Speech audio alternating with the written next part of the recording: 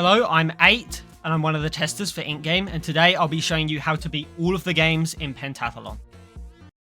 Here are the timestamps for the specific games if you need them. For the first game, we have Ddakji. As you can see here on the right, we have a power meter, which we control by moving this little circle up and down. I recommend throwing it about this hard, about 3/4 of the bar full.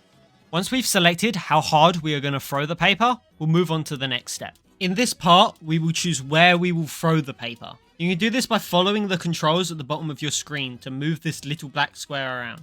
Since I'm on PC, I'll use my mouse and I'll aim it around here. And as you can see, we successfully flipped over the Ddakji, and now we can move on to the next game. For the second game, we have Flying Stone.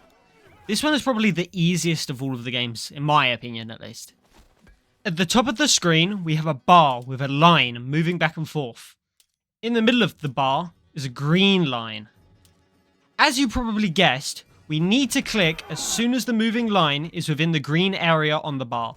This may take a few attempts to get right, but it should be pretty easy. And now we move on to the third game. For the third game, we have Ggongi. This is definitely one of the more difficult games. Upon starting, our character will throw one of the stones into the air. We need to click on it to begin the actual minigame. Once we've clicked on the stone, this menu will appear displaying some numbers. You will need to press the corresponding numbers shown in this order. In this example, we'll need to press the numbers 1, 2, 1, 3 in that exact order. If we make a mistake or the timer runs out, we'll have to start again.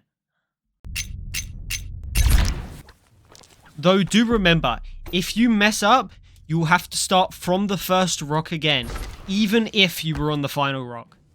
Once we've completed this, we'll have to do the exact same thing 4 more times before we can move on to the next game. That's pretty much it for the third game, and now we move on to the fourth game.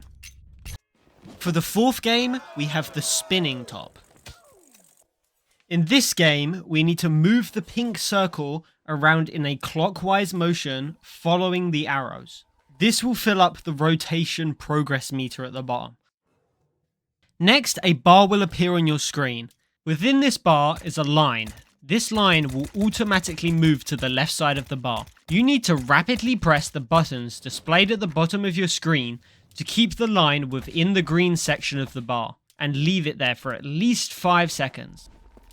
If you fail to keep it within the green section for at least 5 seconds, you will need to rewind the rope and then attempt to balance it again. That's all for the fourth game, and now we can move on to the fifth and final game. For the fifth game, we have Jegi. This is also quite a difficult game. We begin this game by pressing the spacebar to kick the Jegi into the air. Once the Jegi is in the air, we will use the controls listed at the bottom of your screen to direct it back towards our foot.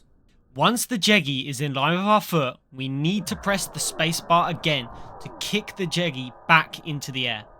We need to do this 5 times in a row without missing the Jegi. If we miss the Jegi, we will need to do all 5 kicks again. And that's it for the fifth game.